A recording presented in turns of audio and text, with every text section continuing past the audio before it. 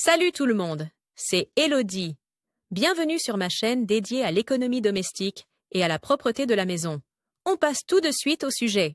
Je trouve qu'il n'y a rien de plus beau qu'un bouquet de fleurs printanières délicatement parfumées, l'une ou l'autre rose ou jonquille, se trouve même sur mon balcon. Il est donc d'autant plus triste de voir une petite fleur que l'on a cultivée avec tant de soin se laisser aller au bout de quelques jours déjà. Mais il n'est pas nécessaire d'aller aussi vite. Si vous n'avez pas de produits frais pour fleurs sous la main, vous pouvez ajouter une pincée de sucre et quelques gouttes d'acide citrique à l'eau des fleurs. Ce mélange nourrit les fleurs et aide à prévenir la formation de germes. Quelle est la durée de vie d'un bouquet de fleurs? Avec des soins appropriés, les fleurs peuvent rester longtemps, certaines même pendant des semaines. La durée de conservation des fleurs dépend bien sûr aussi de la variété. Les zinnias, les orchidées et les œillets, par exemple, restent frais pendant 2 à 3 semaines. Sans eau, un bouquet de fleurs ne survit que quelques heures au maximum. Si tu ne l'as pas cueilli toi-même, mais que tu l'as acheté dans un magasin, il faut donc le ramener à la maison en toute sécurité. Si cela prend plus de temps, il est préférable de l'envelopper dans du papier essuie tout humide et du film plastique et de le conserver dans un endroit frais. Quel est le meilleur endroit pour conserver les bouquets de fleurs? Il est préférable de les conserver dans un endroit frais, loin de la lumière directe du soleil. L'idéal serait de mettre le bouquet au réfrigérateur pendant la nuit,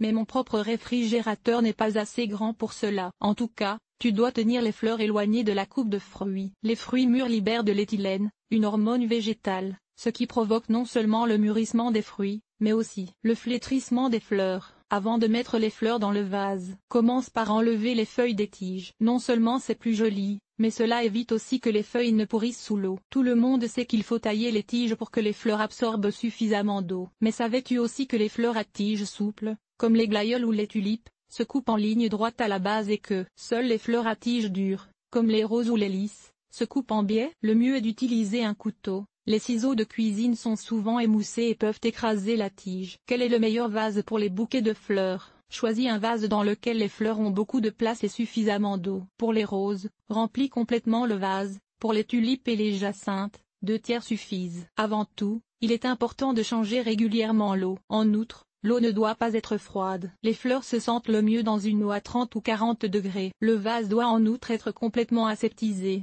car les bactéries peuvent sinon se multiplier très rapidement dans l'eau. Donc, toujours bien frotter les vases utilisés ou les mettre dans le lave-vaisselle. Remède maison pour l'eau des fleurs, des conneries ou quelque chose de vrai? Dans les magasins, on reçoit souvent un petit sachet d'eau fraîche pour fleurs avec ses fleurs, mais je ne l'ai généralement pas sous la main à la maison. Le principe est de garder l'eau aussi exempte de bactéries que possible, tout en remplaçant les nutriments que les fleurs auraient reçus dans la terre. C'est vrai en principe, mais certains remèdes de grand-mère sont à prendre avec des pincettes. Le sucre, une petite pincée est censée remplacer les nutriments, mais malheureusement, les bactéries se nourrissent aussi de sucre. En revanche, quelques gouttes d'acide citrique permettent d'abaisser le pH de l'eau. L'aspirine fait également baisser le pH, mais son efficacité pour les fleurs n'est pas claire. Certaines études ont trouvé un bénéfice, d'autres non. La vodka est censée retarder le flétrissement en inhibant la production d'éthylène. Les plantes ne supportent cependant pas plus de 8% d'alcool dans l'eau des fleurs, il faut donc en consommer avec parcimonie. C'est aussi valable pour les humains. Limonade, tu dois préparer un mélange 3 à 1 avec de l'eau. Comme pour le sucre, il est recommandé d'ajouter quelques gouttes d'acide citrique pour lutter contre les microbes. Les centimes sont censés être efficaces comme fongicides en raison de leur teneur en cuivre. On peut toutefois se demander s'ils libèrent effectivement suffisamment de cuivre. Cet article a-t-il été utile? Comment se présente ton ménage? Lire la suite. Enlever les taches de café sur les murs. Une infestation de poux de tête? Voici comment débarrasser ta maison des poux. Ranger les produits d'entretien et les aides ménagères avec méthode mythe des vêtements.